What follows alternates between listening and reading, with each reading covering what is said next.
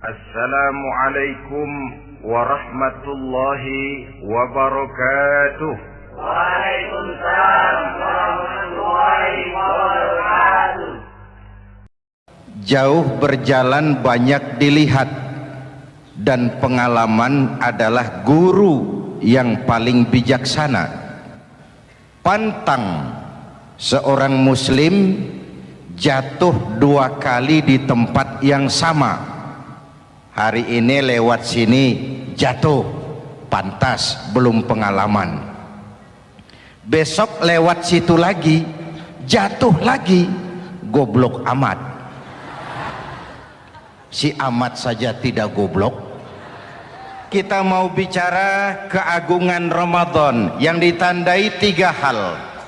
Pertama, Ramadan dipilih oleh Allah menjadi bulan tempat di mana pertama kali diturunkan Al-Quranul Karim, kitab suci kita, imam kita, pedoman utama dalam melaksanakan berbagai kegiatan hidup.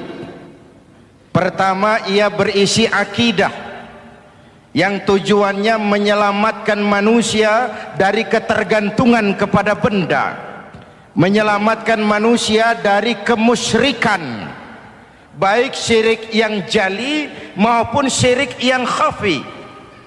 Syirik jali itu syirik terang-terangan, nyata-nyata menyembah berhala, nyata-nyata meyakini Tuhan lebih dari satu. Kalau gitu insya Allah kita aman.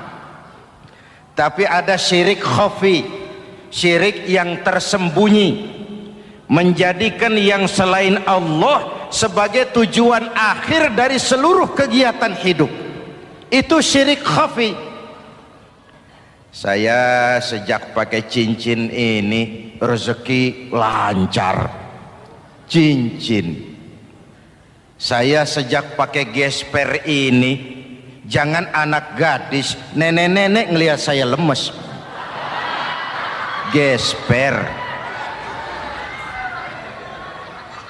Ini sejak ada perkutut di rumah ini, bisnis bagus. Perkutut. Kalau komputer lebih kita kagumi dari Allah, itulah berhala kita.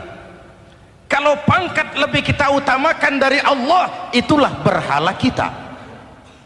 Kalau ilmu lebih kita kagumi daripada Allah, itulah berhala kita. Quran membebaskan manusia dari ketergantungan kepada benda, membersihkan keyakinan, meluruskan tauhid dengan konsep akidah. Lalu sisi yang kedua, syariat untuk mengatur kehidupan sesama manusia. Selama ini kalau mendengar syariat, yang terbayang oleh kita kan yang serem-serem, dan memang diopinikan sedemikian rupa.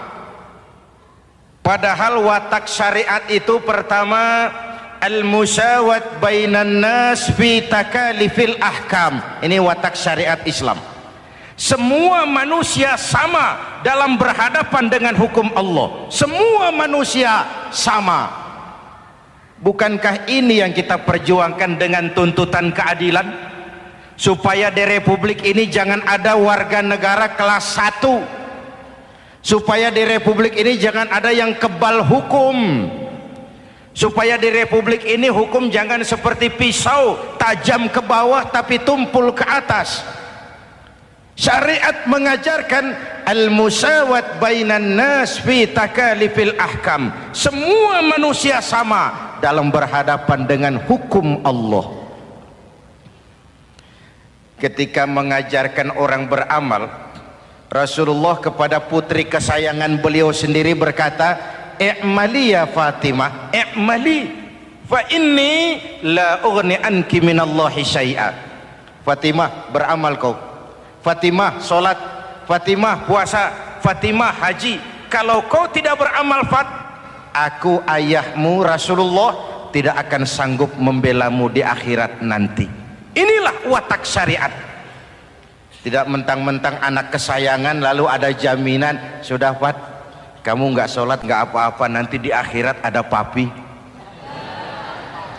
Tidak. Semua manusia sama dalam berhadapan dengan hukum. Andai kata Fatimah putri Muhammad mencuri, tidak usah orang lain, Muhammad sendiri yang akan memotong tangannya. Bukankah keadilan macam ini yang kita harapkan?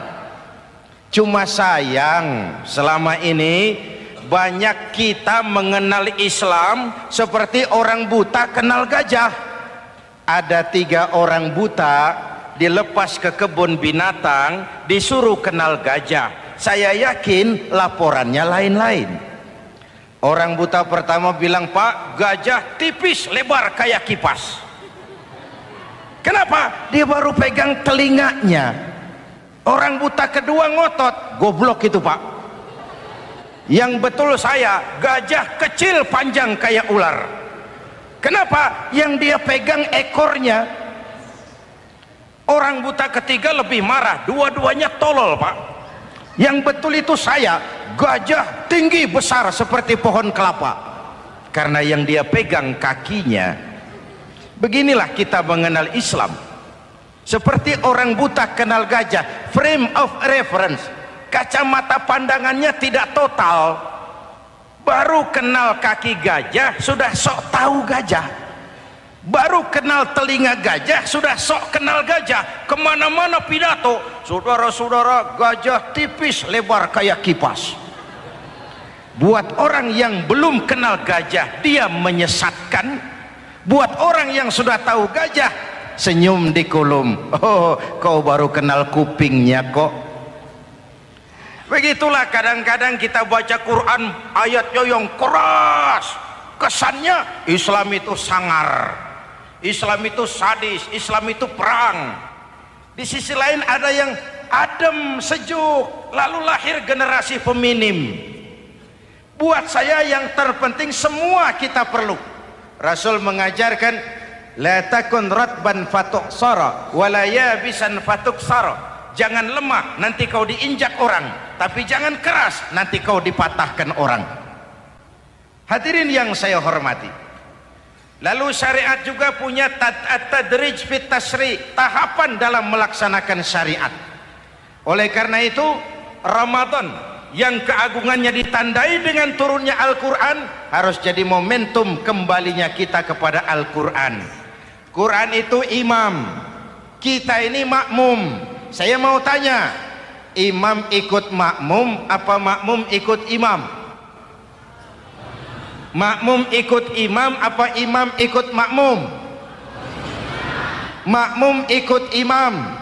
Kalau Quran imam dan kita makmum, kita ikut Quran, jangan Quran diminta ikut kita. Imam ruku, kita ruku, imam sujud, kita sujud, imam i'tidal, kita i'tidal. Ke barat kata Quran, ke barat kita berangkat, ke timur kata Quran, ke timur kita menuju. Halal kata Quran, ambil, haram menurut Quran, tinggalkan. Kalau dia imam dan kita adalah makmum, mari berimam kepada Al-Quranul Karim. Yang kedua, keagungan Ramadan ditandai dengan perintah melaksanakan ibadah puasa. Para ulama menyebut puasa itu ibadah sirriyah, ibadah rahasia, ibadah abstrak, tidak ada unsur sugesti. Kalau kita sholat, orang lihat. Kita sedekah, orang tahu. Kita pergi haji, satu kampung nganter. Kita puasa, cuma kita dan Allah. Pura-pura sholat, ketahuan Pak. Pura-pura sedekah, nggak bisa dong, apa yang disedekahin. Pura-pura haji, kemana perginya? Tapi pura-pura puasa, gampang. Keluar rumah, bibir lap yang kering, jalan lemesin dikit, ada angin miring, lemes amat puasa. Sirriyah, abstrak. Ibadah lain bisa dinilai, wah itu teman kita sodakohnya berani ya. Kok tahu kamu? Kelihatan dari jumlahnya. Itu sholatnya khusyuk ya. Kok ngerti kamu? Kelihatan dari geraknya. Tetangga sebelah itu rasa-rasanya hajinya mabrur ya. Kok ngerti kamu? Kelihatan dari tingkah lakunya setelah pulang haji. Kalau yang sebelah lagi itu haji tomat. Di Mekah tobat sampai kampung kumat. Ibadah lain kelihatan bisa dinilai, tapi puasa tidak bisa dinilai. Belum pernah saya dengar orang bilang, teman kita puasanya mantap betul ya. Kok tahu kamu? Beludah terus. Nggak ada hubungannya. Oleh karena puasa ibadah sirri, ibadah abstrak, maka yang terbentuk dari ibadah ini pertama keikhlasan. Ini sikap hidup yang paling penting. Orang lain mau puji atau tidak bukan soal. Orang lain mau dengar atau tidak bukan soal. Ini urusan saya dengan Allah. Dari ibadah sirri seperti ini terbentuk keikhlasan, dan itu penting. Penyakit yang namanya stres lalu menjadi stroke itu umumnya karena orang kehilangan keikhlasan. Tetangga sebelahnya beli TV, dia demam, panas dingin. Temannya naik jabatan, dia masuk rumah sakit. Temannya beli rumah, dia mati.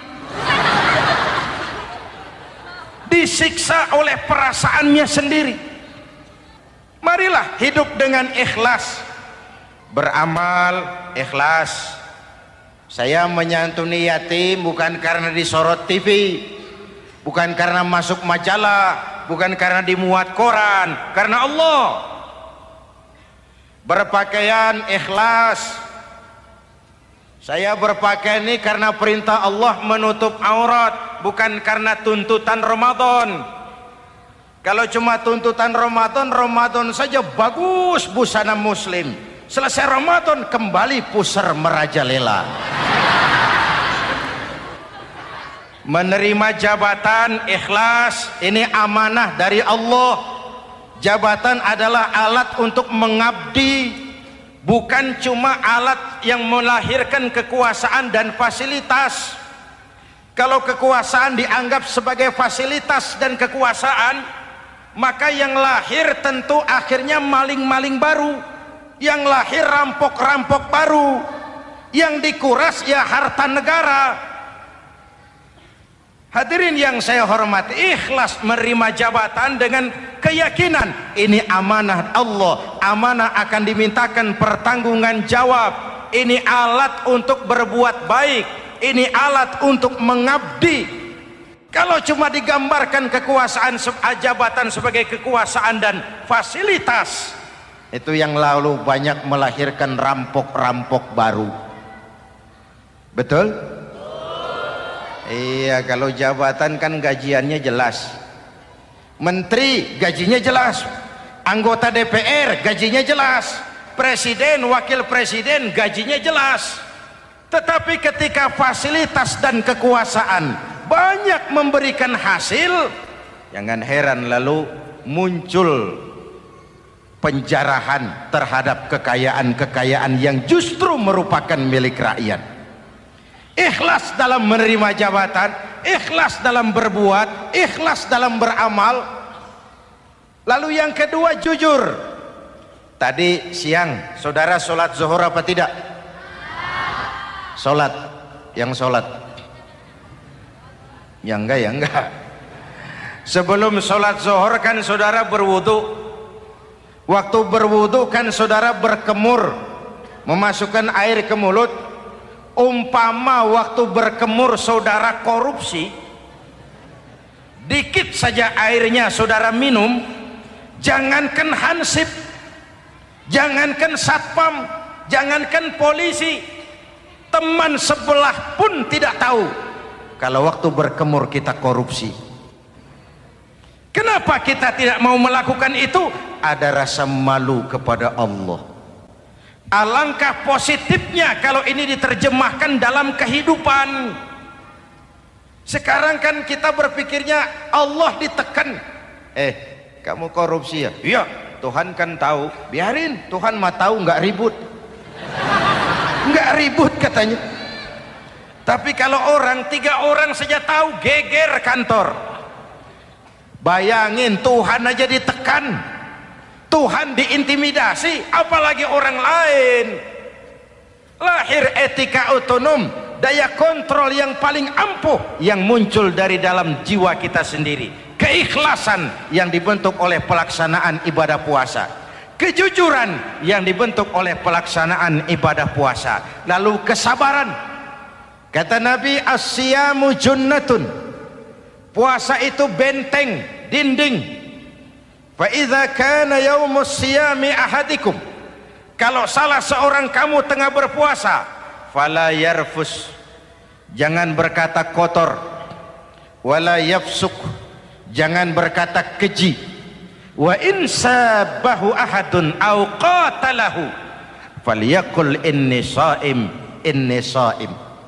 Kalau ada orang mencaci maki dia, bahkan mengajak dia berkelahi yang menurut ukuran dia mesti menang, tapi karena puasa, maaf, saya bukan gak berani sama kamu, saya sedang puasa.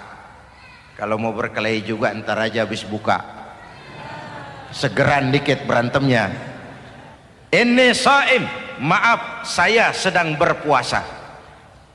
Itu merupakan benteng. Orang itu kan kalau lagi puasa kondisi lapar, haus, temperamen kan tinggi, sedikit tersinggung temperatur naik, sama marah gampang. Kalau waktu begitu dia bisa sabar, ketika kenyang sudah nggak ada masalah. Sabar baik dalam taat kepada Allah, sabar dalam melaksanakan perintahnya, sabar dalam meninggalkan larangannya, dan sabar di dalam menghadapi musibah, kesulitan-kesulitan dalam kehidupan kita. Hadirin, kalau ibadah berpuasa kita baik, kita yang malam ini pasti bukan kita 20 hari yang lalu. Kita yang malam ini, kita yang sudah ditempa oleh penggojologan Ramadan, ditempa oleh kawah candra di mukanya Ramadan, sehingga membias dalam pembentukan pribadi. Setiap ibadah yang dikerjakan dengan benar pasti punya dampak positif dalam meluruskan moral orang yang melaksanakan ibadah itu sendiri. Jangan sampai terjebak kepada rutinitas ritual. Akhirnya seperti yang sering saya ungkapkan, sholat rajin, maksiat tekun, baca Quran mau, fitnah orang hobi, sedekah ya sedekah tapi nyolongnya lebih gede dari sedekahnya. Sedekahnya cuma untuk ngumpetin korupsinya. Akhirnya jadi lipstik, akhirnya jadi dekorasi. Setiap ibadah yang dikerjakan dengan benar punya dampak positif dalam meluruskan moral dan memperbaiki akhlak orang yang melaksanakan ibadah itu sendiri. Begitulah Ramadan, ada pelaksanaan ibadah puasa. Dan untuk puasa Nabi bersabda, lis-shaimi farhatani, farhatun indal iftar wa farhatun inda liqa'i rabbih. Buat orang yang berpuasa ada dua kegembiraan yang tidak dimiliki oleh yang tidak melaksanakan puasa. Dua kegembiraan. Pertama, farhatun indal iftar, kegembiraan menjelang saat-saat berbuka. Hati itu besar, rasa optimisme, padahal bukanya cuma sama tempe, sama tahu, sama ikan asin. Tapi entah makin dekat maghrib hati makin berbunga, ada kebahagiaan yang tidak bisa diceritakan. Allahumma laka sumtu, ya Allah hari ini saya laksanakan perintahmu, saya lawan rasa nafsu, saya tempuh lapar, haus, saya tunaikan semua ini. Itu kegembiraan yang puasa. Yang kedua, wa farhatun inda liqa'i rabbih, kegembiraan kedua nanti di akhirat pada saat bertemu dengan Allah Subhanahu wa ta'ala. Masuk surga nikmat, bertemu Allah jauh lebih nikmat. Hadirin yang saya hormati, bahkan di surga ada sebuah pintu yang khusus disiapkan bagi orang-orang yang melaksanakan puasa. Tidak bisa masuk ke pintu itu kecuali orang yang puasa. Dan pintu itu disebut pintu Rayyan, Babur Rayyan, pintu Rayyan, yang hanya boleh dimasuki orang-orang yang melaksanakan ibadah puasa. Hadirin, lalu yang berikutnya ibadah puasa ganjarannya abstrak. Kalau ibadah lain kita bisa lihat itu, sholat berjamaah pahalanya begini, haji kalau mabrur pahalanya begitu, sodakoh pahalanya begini.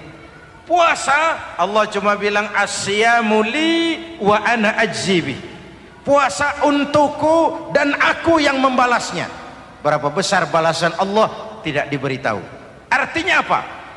Kalau saudara kerja, mandor bilang, mas kau kerja sama saya, gajimu sebulan 5 juta, ketahuan sebulan 5 juta, kita kan bisa kong kalingkong, ada mandor rajin, tidak ada mandor kendor, pokoknya jatah 5 juta. Tapi kalau mandor cuma bilang, mas kau kerja sama aku, soal gajimu nanti aku yang atur, berapa besarnya nggak dikasih tahu. Aturan seperti ini harusnya membuat kita kerja lebih hati-hati. Sebab apa? Mungkin gaji kita sama saja 5 juta kalau kerja biasa-biasa, mungkin jauh lebih besar kalau pekerjaan memuaskan, mungkin tidak digaji sama sekali kalau pekerjaan sembarangan. Tidak dijelaskannya gambaran pahala puasa menjadi sugesti untuk melaksanakan ibadah puasa ini dengan sebaik-baiknya. Hadirin yang saya cintai, yang ketiga soal keagungan Ramadan ini. Di dalam bulan Ramadan ada satu malam yang bobotnya khairun min alfi syahrin. Satu malam tapi lebih baik daripada 1000 bulan, yang kita kenal dengan malam Qadar atau Lailatul Qadar. Sementara itu adanya pada sepertiga yang akhir dari bulan Ramadan, terutama di malam-malam ganjil. Di negeri kita lihat terjadi pergeseran nilai. Awal-awal Ramadan, minggu pertama pasar sepi, masjid ramai, full house, meledak. Betul? Padahal Rasul memberikan contoh, kalau sudah masuk sepertiga yang akhir Ramadan, beliau sing-singkan lengan baju, hamparkan sajadah, lebih banyak di masjid daripada di rumah. Itu baginda Rasul. Sing-singkan lengan baju, hamparkan sajadah, lebih banyak di masjid daripada di rumah. Hadirin yang saya hormati, di situ makna meraih kemenangan. Karena itu lebaran lain dengan Idul Fitri.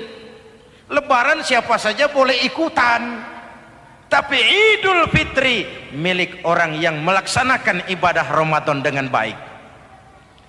Nah, saya kembali kepada Lailatul Qadar.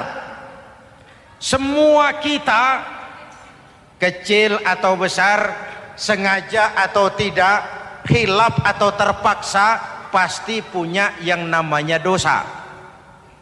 Di sini semua yang hadir nih, include saya, apa ada yang tidak punya dosa? Ayo, jujur. Apa ada di antara kita di sini yang nggak punya salah? Apa ada yang nggak punya dosa? Setiap kita, kecil, besar, sedikit, banyak, terlupa, terpaksa, pasti punya salah. Sekarang kalau mau hitung dagang, kita diberi umur 65, 40 tahun penuh dosa, lalu taubat 25 tahun. Menurut neraca hukum dagang belum seimbang. Dosa 40 tahun ditebus taubat 25 tahun. Menurut neraca hukum dagang.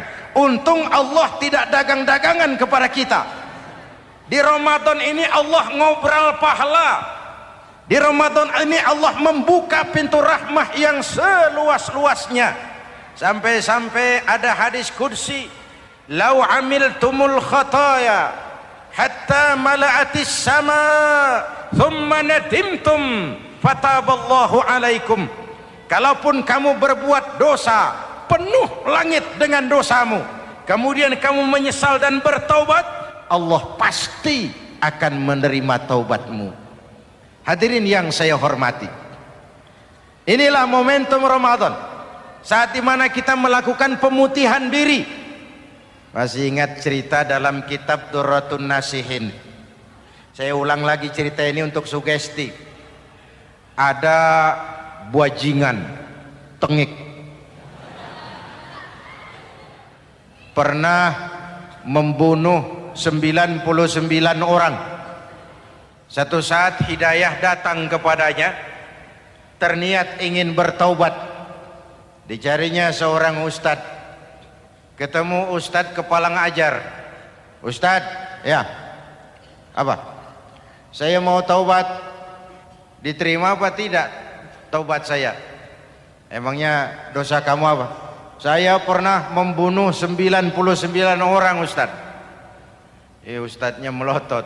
Wih, banyak amat. Enggak segampang itu nyawa hak prerogatif Allah. Cuma Allah yang berhak ngambil. Membunuh tanpa alasan yang benar dosa besar. Dosamu kelewat banyak, Mas. Enggak bisa. Dia vonis lebih dulu kayak surga milik bapak moyangnya. Ini preman kita pikir ini ustadz saya niat baik-baik kok ngomongnya enggak enak. Daripada 99 tanggung. Saya lempengin aja nih urusan dah. Dibabat lagi ustadz. Tamat. Selesai. Pas. Cepet. Niat taubatnya masih terus. Dia mengembara sampai ketemu seorang ustadz yang bijak. Waalaikumsalam ustadz. Assalam. Ada apa? Ustadz, saya mau taubat, diterima apa enggak sih? Oh, sebelum mentari terbit dari sebelah barat, sebelum nafasmu sampai di tenggorokan, Allah akan menerima taubatmu. Boleh jadi dosamu besar, tapi ampunan Allah lebih besar dari dosamu. Begitu Ustadz. Iya. Cuman ngomong-ngomong dosamu apa sih? Ustadz, saya sih tadinya cuma bunuh 99 orang. Terus ada ustadz ngomongnya nggak enak, jadi saya cukupin 100. Oh, taubatmu diterima asal benar-benar. Cuma begini saja, kampungmu kampung brengsek tuh, lingkunganmu nggak sehat. Kalau kau pulang ke sana lagi, niat taubatmu bisa lentur dan luntur. Kamu pindah saja, hijrah ke kampung lain yang lebih baik. Baik Ustadz, terima kasih. Wah, ngepak koper, pindah. Belum sampai ke kampung yang dituju, ajal datang merenggut nyawa. Ketika ruh keluar dari jasad, ini malaikat rahmah dengan malaikat azab rebutan. Kata malaikat rahmah, ini jatah saya. Orang ini sudah taubat, tempatnya di surga. Kata malaikat azab, nanti dulu. Taubat si taubat, 100 bagaimana urusannya? Bertengkar.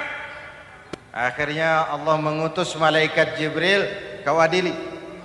Kata Jibril, ukur sajalah mana yang lebih dekat, kampung yang dituju atau kampung yang ditinggalkan.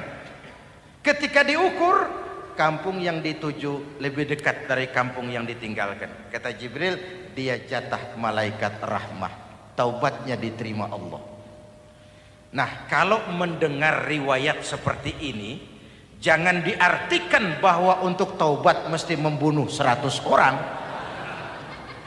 Ini harus diartikan bagaimanapun besar dosa dan kesalahan yang kita lakukan, jangan putus asa dari rahmat Allah.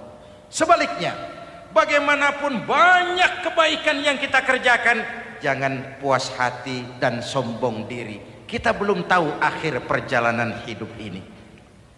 Kita hanya berbuat dan berbuat. Kepastian itu haknya Allah. Ada yang masuk neraka karena menyiksa kucing. Ada yang masuk surga walaupun sudah membunuh 100 orang. Bahkan kalau nanti saudara di surga ketemu orang-orang soleh, saudara nggak usah kaget, itu memang tempatnya di surga. Saudara akan kaget nanti kalau di surga ketemu pelacur. Pelacur masuk surga. Penasaran saudara samperin, Mbak Yu. Iya Mas, sampean ada di sini, apa Allah nggak salah wesel ini? Iya Mas, saya ini ada di surga sini. Padahal waktu di dunia dulu saya ini siapa Mas tahu kan? Mas juga langganan kan waktu itu.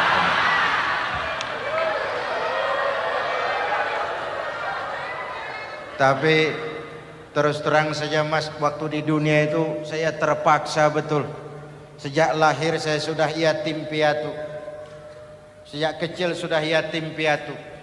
Ada tetangga saya muslim sedikit kaya, tapi pelitnya 17 setan. Akhirnya demi tuntutan perut saya merantau ke kota besar. Ada yang nolong, katanya kerjanya ringan, uangnya lumayan. Apa? Yaitu demi sesuap nasi saya lakoni. Satu malam saya lagi berangkat dagang, lewat masjid Baitul Ihsan, ada ceramah. Saya dengar dari jauh ustadznya pidato, katanya Allah berpesan, "Lau amiltumul khataya hatta mala'atis sama thumma nadimtum fataballahu alaikum." Kalaupun kamu berbuat dosa, penuh langit dengan dosamu, lalu kau menyesal dan bertaubat, Allah pasti akan menerima taubatmu. Mendengar hadis itu Mas, berlinang air mata saya. Terbayang dosa-dosa yang pernah saya lakukan. Terbayang orang-orang yang pernah menanamkan modal asing.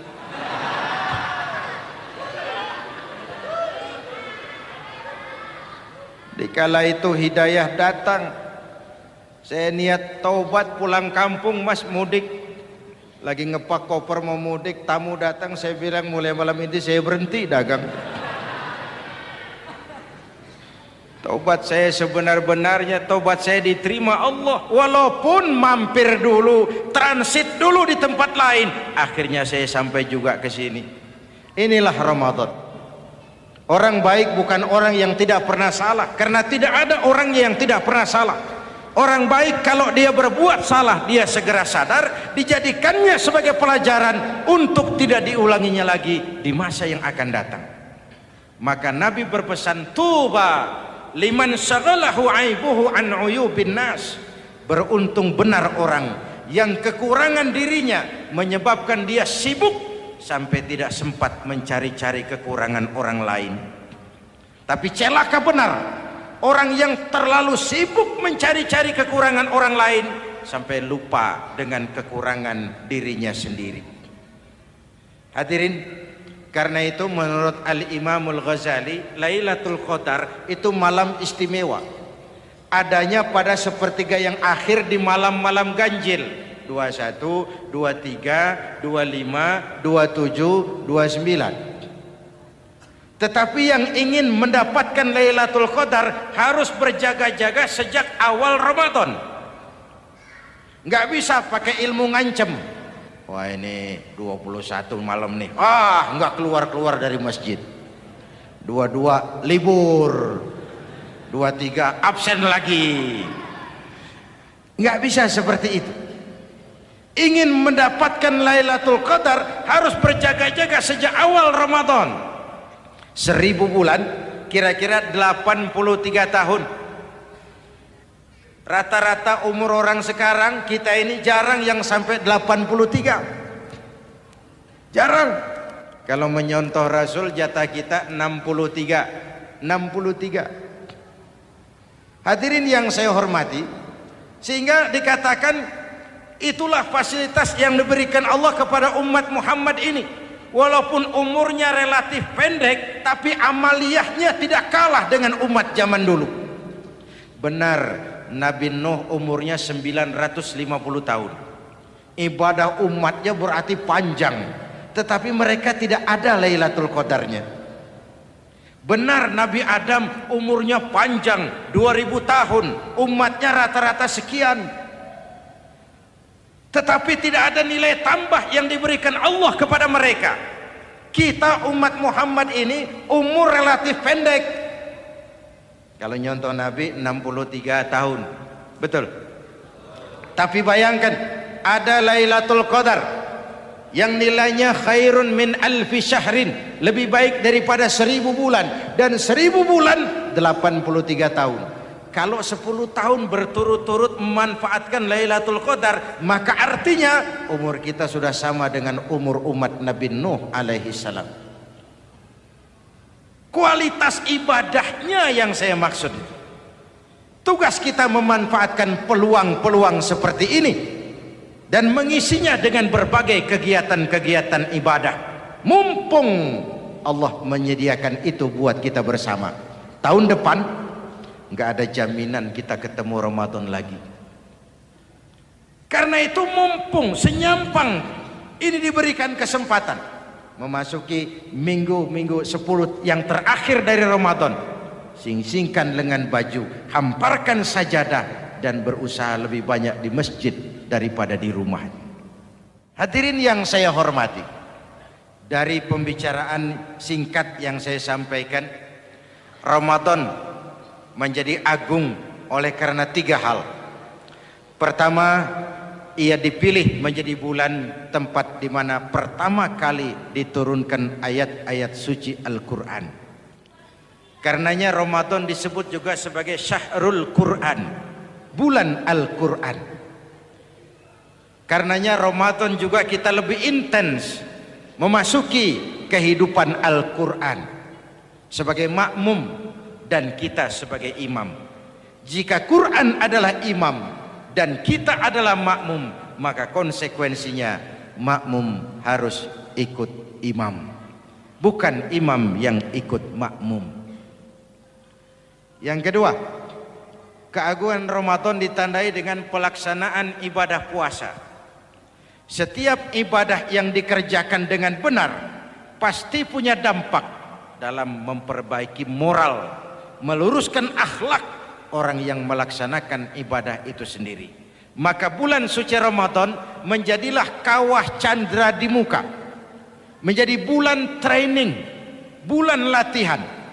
Saya sering ibaratkan, Mike Tyson masuk latihan, keluar latihan, tinjunya makin hebat. Hewitt masuk latihan, keluar latihan, tenisnya makin canggih.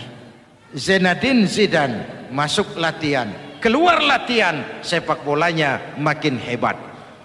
Kalau latihan tiap hari, main kalah terus, orang kan ngomong, buat apa latihan? Kita sebulan penuh latihan supaya bulan-bulan sesudah Ramadan nanti kita jangan sampai kalah dalam permainan hidup ini. Hidup ini kan permainan.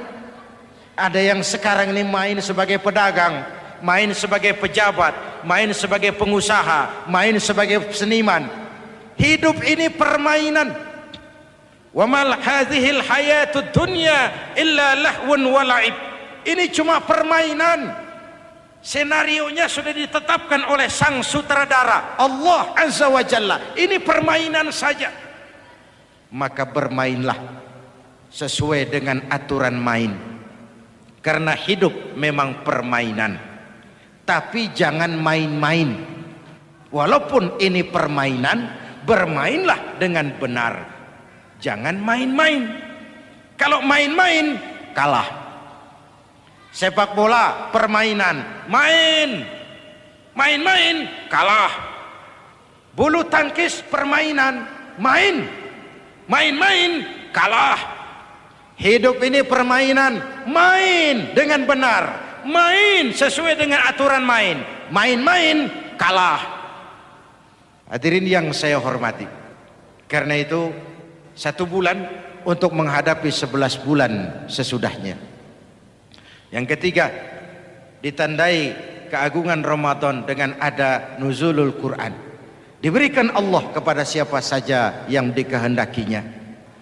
Semoga ibadah yang sudah kita kerjakan kiranya diterima Allah.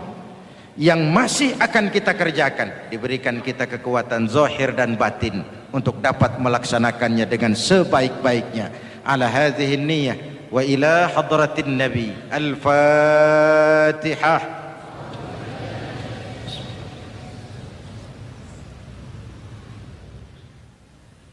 بسم الله الرحمن الرحيم. الحمد لله رب العالمين. اللهم صل وسلم وبارك على سيدنا محمد وعلى آله وصحبه أجمعين. Ya Allah, dengan sepenuh perasaan dan pengharapan dalam segala kerendahan dan kelemahan, ampuni dosa kami, dosa ibu bapa kami, dosa saudara-saudara kami umat Islam.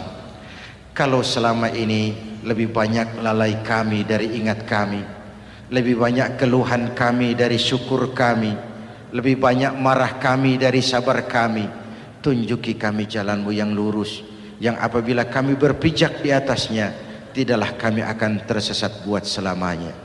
Ya Allah, karuniakan kepada kami rakyat dan bangsa Indonesia pemimpin-pemimpin yang takut kepadamu dan sayang kepada kami. Berikan mereka kekuatan zahir dan batin untuk dapat membawa kami rakyat dan bangsa Indonesia menapak menuju hari esok yang lebih pasti dan lebih baik. Rabbana hab lana min azwajina wa dhurriyyatina qurrata a'yun waj'alna lil muttaqina imama. Rabbana atina fid dunya hasanah wa fil akhirati hasanah wa qina adzaban nar. Rabbana taqabbal minna salatana wa siyamana wa qiyamana wa takhashu'ana wa ta'abbudana wa tammim taqsirana ya arhamar rahimin. Rabbana ja'alna minas su'ada'il maqbulin wa la taj'alna ya Allah minal asqiya'il mardudin. Afdalu ma qultuhu ana wan nabiyyuna min qabli la ilaha illallah.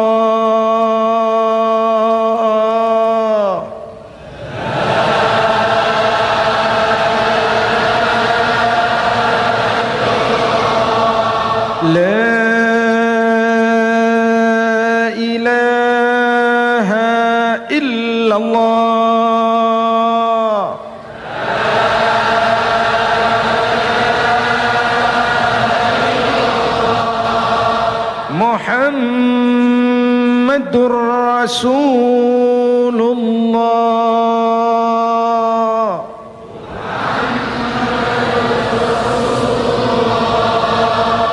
Sallallahu alaihi wa alihi wasallam. Kalimatu haqqin 'alaiha nahya wa 'alaiha namut wa 'alaiha wa biha nub'atsu insyaallah minal aminin minal aminin minal aminin rahmatika ya arhamar rahimin.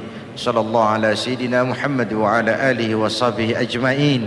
Subhana rabbika rabbil izzati amma yasifun. Salamun alal mursalin walhamdulillahi rabbil alamin.